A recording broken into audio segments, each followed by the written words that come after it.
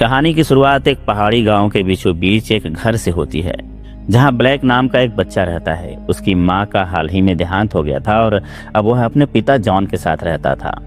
लेकिन पिता पुत्र के रिश्ते कुछ खास अच्छे नहीं थे। एक दिन ब्लैक अपने पिता के साथ शिकार पर जंगल में जाता है। वहां उसकी नजर कुछ मशरूम्स पर पड़ती है और वह उन्हें खाने की कोशिश करता है, लेकिन जॉन उसे तुरंत रोकता है और चेतावनी देता है कि ये मशरूम जहरीले हैं और उनसे दूर रहना चाहिए। इसके बाद जॉन उसे जंगल में उगने वाली कई चीजों के बारे में समझाता है, ताकि उसके जाने के बाद भी ब्लैक खुद को संभाल सके। लेकिन ब्लैक का ध्यान जंगल की खूबसूरती और चिड़ियों के आवाजों में खो जाता है, जिससे जॉन उसे डांटते हुए समझाता है कि यह जगह देखने में भले ही खूबसूरत हो, लेकिन यहाँ कई खतरे छिपे हैं, इसलिए हमेशा सतर्क रहना जरूरी है। कुछ देर बाद उन्हें एक हिरण दिखाई देता है, जिसे जॉन निशाना बनाने की कोशिश करता है, लेकिन वह हिरण तेज रफ्तार से भाग जाता है। तभी ब्लैक बिना सोचे समझे उसका पीछा करने लगता है और शूट करने की कोशिश करता है, लेकिन तभी उसे जंगल में एक रहस्यमय मानव जैसी आकृति दिखाई देती है, जो पल भर में गायब हो जाती है। अगले ही पल जंगल में एक भयानक दहाड़ गूंज उठती है, जिससे पूरा जंगल कांप जाता है। इस डरावनी आवाज को सुनकर ब्लैक सहम जाता है। तभी उसके पिता उसके पास आते हैं और दोनों खुद को बचाने के लिए तेजी से एक ट्री हाउस पर चढ़ जाते हैं। कुछ देर बाद जॉन देखता है कि किसी अज्ञात प्राणी ने उस हिरण को बड़ी ही बेरहमी से मार डाला है। वह इधर उधर नजर दौड़ाता है और तभी उसे वही रहस्यमय प्राणी दिखता है, जो किसी इंसान की तरह दो पैरों पर भाग रहा था। जॉन घबरा कर उस पर गोलियां चलाता है, लेकिन उसकी एक भी गोली उस पर असर नहीं करती। यह देखकर ब्लैक का डर और भी बढ़ जाता है, लेकिन उसके पिता उसे झूठा दिलासा देते हैं कि यह कोई राक्षस नहीं बल्कि एक जंगली भालू है। घर लौटने के बाद जॉन अपने दोस्त से रेडियो पर संपर्क करता है और उसे बताता है कि वह भयानक प्राणी अब इंसानी बस्ती में भी पहुंच चुका है। अगर जल्द ही कोई उपाय नहीं किया गया तो वह हम सबको खत्म कर देगा। इसके बाद हमारी कहानी 30 साल आगे बढ़ जाती है।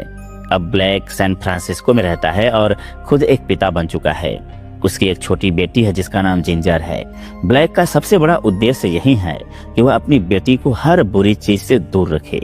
जिंजर भी अपने पिता से बहुत प्यार करती थी। एक दिन रास्ते पर खेलते हुए जिंजर को चोट लग जाती है। यह देखकर ब्लैक गुस्से में आ जाता है और उसे डांटने लगता है, लेकिन तुरंत ही उसे एहसास होता है कि वह भी अपने पिता की तरह व्यवहार कर रहा है। यह सोचकर वह जिंजर से माफी मांगता है और उसे अपने विचार पढ़ने के लिए कहता है। दरअसल वे दोनों एक मजेदार गेम खेलते हैं, जिसमें जिंजर अपने पिता के दिमाग में चल रहे विचारों को समझने की कोशिश करती है।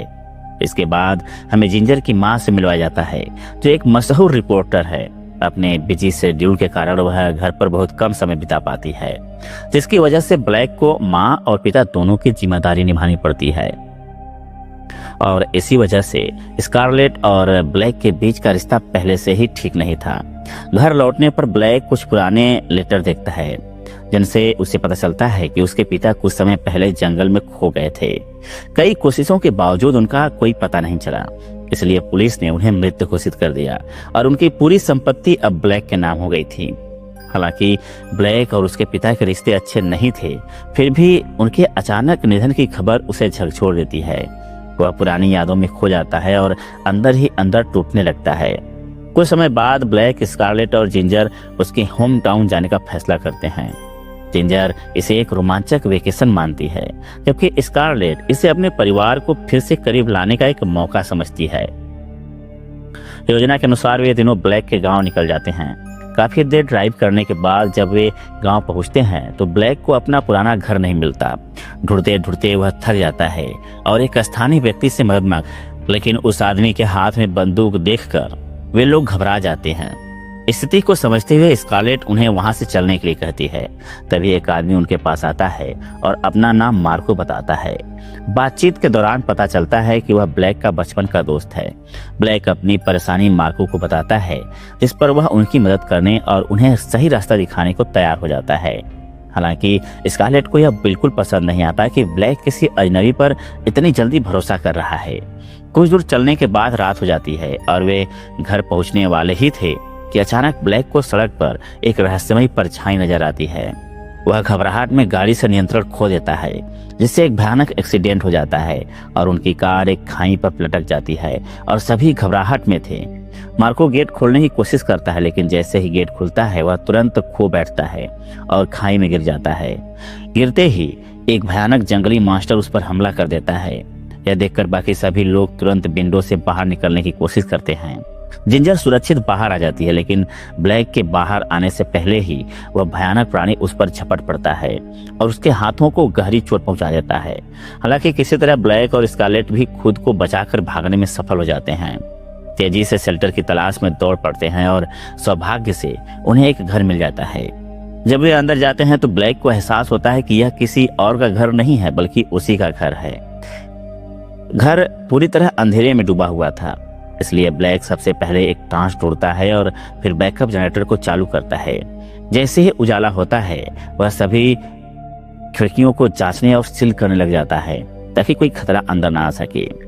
बाहर से मास्टर की भयानक आवाजें लगातार सुनाई दे रही थी, जिससे सभी को घबराहट और हो रही थी। कुछ देर बाद अचानक सब कुछ शांत हो जाता है, जिससे उन्हें लगता है कि वह प्राणी वहां से चला गया है, लेकिन वे सभी अब भी डरे हुए थे और लगातार उसी मॉन्स्टर के बारे में सोच रहे थे।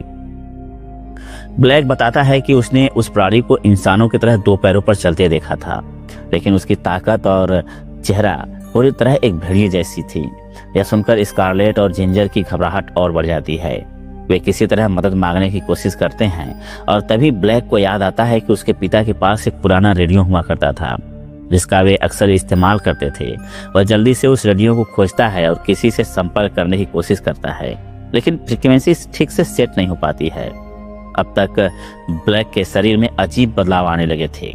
उसने महसूस किया कि उसके दांत झड़ रहे हैं और उसके हाथ से लगातार खून बह रहा है। स्कारलेट चिंता में पड़ जाती है और कहने लगती है कि शायद उसे उस जानवर ने काट लिया है, लेकिन ब्लैक को पूरा यकीन था कि उसका घाव सिर्फ शीशा टूटने की वजह से हुआ है। स्कारलेट उसकी चोट पर पट्टी बांधती है और जिंजर को लेकर सोने चली जाती है। ब्लैक दरवाजे को अच्छी तरह से सील करने में जुट जाता है, लेकिन तभी उसे एक अजीब जानवर की असहनीय तेज आवाज सुनाई देती है।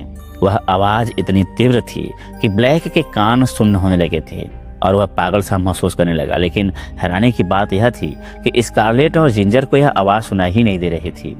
ब्लैक ने ध्यान दिया कि वह आवाज दरवाजे के पास रेंग रही एक मकड़ी से आ रही थी। अब उसे लगने लगा कि उसके साथ कुछ भयानक हो रहा है। शायद वह अब इंसान नहीं रहा, बल्कि धीरे धीरे एक वेयरवुल्फ में बदल रहा है। हालांकि उसने खुद को किसी तरह संभाला और अपनी नई क्षमता का इस्तेमाल करते हुए उस भेड़िए की गतिविधियों को सुनने की कोशिश की। उसे महसूस हुआ कि वह मॉन्स्टर उनके घर के बहुत करीब ही मंडरा रहा था। जैसे ही ब्लैक दरवाजे के पास गया और उसे गौर से सुनने की कोशिश की, अचानक वह मॉन्स्टर दरवाजे के नीचे से उस पर झपट पड़ा और ब्लैक का पैर पकड़ लिया। ब्लैक की चीख सुनकर स्कारलेट घबराई और तुरंत कुल्हाड़ी उठाकर उस भेड़िए पर हमला कर दिया। हमला होते ही वह मॉन्स्टर वहां से भाग गया, लेकिन ब्लैक पूरी तरह सुरक्षित नहीं था। उसके शरीर में उस भेड़िए का संक्रमण फैल चुका था, जिससे उसकी तबीयत बहुत ज्यादा बिगड़ने लगी। वह कमजोरी महसूस कर रहा था और धीरे धीरे उसकी सोचने समझने की शक्ति भी प्रभावित होने लगी। यहाँ तक कि उसे अब स्कारलेट की बातें भी ठीक से सुनाई नहीं दे रही थी। उसका शरीर बदलाव से गुजर रहा था और उसे यह एहसास होने लगा कि वह अब पहले जैसा इंसान नहीं रहा। अब तक स्कारलेट को समझ आ गया था कि ब्लैक किसी गंभीर संक्रमण की चपेट में आ चुका है। अगर उसे जल्दी ही कोई इलाज नहीं मिला तो उसकी जान भी जा सकती थी। ब्लैक की हालत इतनी खराब थी कि वह ठीक से बोल भी नहीं पा रहा था। स्कारलेट तुरंत उसके लिए एक पेन और पेपर लाती है, जिस पर ब्लैक कांपते हुए लिखता है, मैं मर रहा हूँ। स्कारलेट उसकी आंखों में डर देख लेती है, लेकिन वह उसे हिम्मत देने की कोशिश करती है। ऐसा मत कहो, तुम ठीक हो जाओगे। वह उसे समझाने की कोशिश करती है, लेकिन अब ब्लैक की हालत इतनी बिगड़ चुकी थी कि वह स्कारलेट की बातों भी सही से सुन नहीं पा रहा था। उसकी दृष्टि पूरी तरह बदल चुकी थी। अब उसे हर चीज नाइट विजन में दिखने लगी थी, जैसे किसी शिकारी जानवर को दिखती है। अपने पिता की ऐसी हालत देखकर जिंजर डर के मारे कांपने लगती है। मम्मी, पापा को क्या हो रहा है? वह घबराकर पूछती है। स्कारलेट उसे दिलासा देते हुए कहती है, तुम्हारे पापा बीमार है, लेकिन चिंता मत करो, सुबह होते ही हम उन्हें डॉक्टर के पास ले जाएंगे। लेकिन हालात बदतर होते जा रहे थे। ब्लैक के जख्मी हाथ से लगातार खून बह रहा था और फिर स्कारलेट ने जो देखा उसने उसके रोंगटे खड़े कर दिए। ब्लैक अपने ही हाथों को खाने लगा था। वह पूरी तरह अपने नियंत्रण से बाहर हो रहा था। स्कारलेट को समझ नहीं आ रहा था कि उसे कैसे रोका जाए। अगर वह जल्द ही कुछ नहीं करती तो शायद वह अपने पति को हमेशा के लिए खो देगी। तभी उसकी नज़र खिड़की के बाहर जाती है, जहां पर एक कार खड़ी होती है। उसे उम्मीद की एक किरण दिखाई देती है। बिना वक्त गंवाए वह ब्लैक और जिंजर को लेकर भागती है और कार तक पहुंचने की कोशिश करती है, लेकिन तभी अचानक वह भेड़िया उन पर हमला कर देता है। भयानक डरावनी दहाड़ के साथ वह वेयरवुल्फ उनकी कार पर कूद पड़ता है, जिससे पूरी गाड़ी बुरी तरह हिलने लगती है। स्कारलेट को अब एहसास हो जाता है कि वे यहाँ से कार में बैठकर भाग नहीं सकते। मजबूरन वे सभी वहाँ से पैदल भागते हैं और खुद को बचाने के लिए पास के ग्रीन हाउस में छिपने की कोशिश करते हैं। लेकिन वेयरवुल्फ इतना आसानी से हार मानने वाला नहीं था। कुछ ही देर में वह ग्रीन हाउस की छत पर चढ़ जाता है और तेजी से हमला करता है, जिससे कांच की छत टूटने लगती है। अचानक हड़बड़ी में जिंजर अपना संतुलन खो देता है और नीचे गिरने लगती है, लेकिन सही समय पर स्कारलेट उसे पकड़ लेती है। ब्लैक स्कारलेट को ये और इशारा करते हुए कहता है कि वे दोनों यहाँ से भाग जाएं, जबकि वह खुद भेड़ियों को भटकाने में लग जाता है। इस मौके का फायदा उठाकर स्कारलेट जिंजर को लेकर घर के अंदर चली जाती है। थोड़ी देर बाद जब ब्लैक घर लौटता है तो उसका रूप पहले से भी ज्यादा बदल चुका था। उसके सारे बाल झड़ चुके थे, भेड़िए जैसे उसके नुकीले दांत उगाए थे और उसकी हालात और भी भयानक लग रही थी। अचानक वह खून की उल्टी कर देता है, जिसमें कुछ उंगलियां भी नजर आती हैं। यानी लड़ाई के दौरान उसने भेड़िए की उंगलियां तक चबा ली थी। अब ब्लैक के भीतर का राक्षसी रूप पूरी तरह हावी हो रहा था और यह उसके लिए एक गंभीर खतरा बन सकता था। यही सोचकर वह खुद को सबसे दूर ले जाने का फैसला करता है, लेकिन जैसे ही वह दरवाजा खोलता है भेड़िया उस पर हमला कर देता है। हालांकि ब्लैक तेजी से उसके गले पर हमला करता है और आखिरकार उसे मार गिराता है। भेड़िया की मौत के बाद ब्लैक उसके हाथों को देखता है और सन्न रह जाता है, क्योंकि वही टैटू उसके पिता के हाथों पर भी था। यहीं पर उसे सच्चाई का एहसास होता है कि उसका पिता जान कहीं गायब नहीं हुआ था, बल्कि किसी भेड़िए का शिकार बन चुका था और एक राक्षसी रूप में बदल गया था। अब ब्लैक समझ चुका था कि उसका भी अंजाम अपने पिता जैसा ही होने वाला है। डर और निराशा में वह घर से बाहर भागता है, लेकिन तभी उसकी सोचने समझने की शक्ति खत्म होने लगती है। उसका जबड़ा चौड़ा होने लगता है और नाखून लंबे और खतरनाक हो जाते हैं। शरीर पर घने बाल उगने लगते हैं और कुछ ही पलों में वो पूरी तरह अपने पिता की तरह एक भयानक राक्षसी रूप में बदल जाता है। इसके बाद ब्लैक अपनी ही फैमिली पर हमला कर देता है। स्कारलेट अब समझ चुकी थी कि ब्लैक पूरी तरह से एक राक्षस में बदल चुका है और उनके लिए बड़ा खतरा बन गया है। इसलिए जब ब्लैक उसे बुलाता है तो वह दरवाजा नहीं खोलती और अपनी सुरक्षा के लिए एक चाकू अपने पास रख लेती है।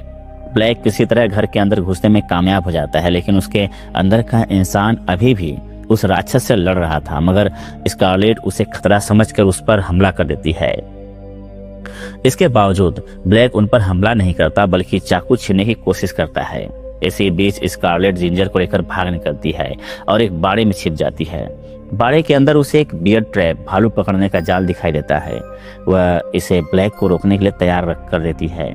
उधर ब्लैक बाड़े को तोड़ते हुए अंदर घुस जाता है। बाड़े के अंदर घना अंधेरा था, इससे स्कारलेट को लगा कि ब्लैक उन्हें नहीं देख सकता, लेकिन ब्लैक अपने नाइट विजन की मदद से उन्हें साफ साफ देख पा रहा था। इसके बावजूद ब्लैक उन पर हमला नहीं करता और धीरे धीरे उनकी तरफ बढ़ता है। तभी उसका पैर बियर ट्रैप में फंस जाता है। इस मौके का फायदा उठाकर स्कारलेट जिंजर को लेकर भाग जाती है। इधर ट्रैप से निकलने के लिए ब्लैक खुद ही अपना पैर चबा डालता है। ब्लैक अपने घुटनों के बल रेंगते हुए उनका पीछा करने लगता है। इधर स्कारलेट और जिंजर भागते हुए फिर से उसी जगह पहुंच जाते हैं जहां उनकी कार पलटी थी। वहीं स्कारलेट को मार्को की गन भी मिल जाती है। वह तुरंत गन को उठा लेती है और दोनों भागते हुए पास के ट्री हाउस की तरफ चले जाते हैं, जहां वे रात बिताने का फैसला करते हैं। सुबह होते ही ब्लैक भी ट्री हाउस तक पहुंच जाता है और ऊपर चढ़कर उन्हें देखने लगता है। वह अभी भी अपनी पिता की तरह बनना नहीं चाहता था, लेकिन हालात ने उसे एक राक्षस में बदल दिया था। उसकी खुद की बेटी अब उससे डरने लगी थी। कुछ देर बाद जिंजर अपने पिता के विचारों को पढ़ लेती है और अपनी माँ को बताती है कि पापा चाहते हैं कि आप उन्हें खत्म कर दें, लेकिन स्कारलेट चाहकर भी गन का ट्रिगर नहीं दबा पा रही थी। यह देखकर ब्लैक उसे उकसाने लगता है, जिससे घबराहट में स्कारलेट का हाथ ट्रिगर पर दब जाता है। अपने आखिरी पलों में ब्लैक वही दृश्य देखता है जिसने उसके बचपन में उसे खुशी से झूमने पर मजबूर कर दिया था। जिंजर फिर से उसके विचार पढ़ती है और महसूस करती है कि आखिरकार उसे शांति मिल गई। कहानी के अंत में हम स्कारलेट और जिंजर को पहाड़ी की चोटी पर खड़े देखते हैं। इसी के साथ है इमोशनल और दिल छू लेने वाला फिल्म यहीं पर समाप्त हो जाता है। दोस्तों, अगर ये वीडियो आपको अच्छी लगी है तो हमारे वीडियो को लाइक करें और हमारे चैनल को सब्सक्राइब करके रखें, ताकि आने वाले और भी वीडियो आपको आसानी से मिलती रहे। और अगर आप ऐसे ही वीडियो चाहते हैं तो हमें कमेंट बॉक्स में ज़रूर बताएं।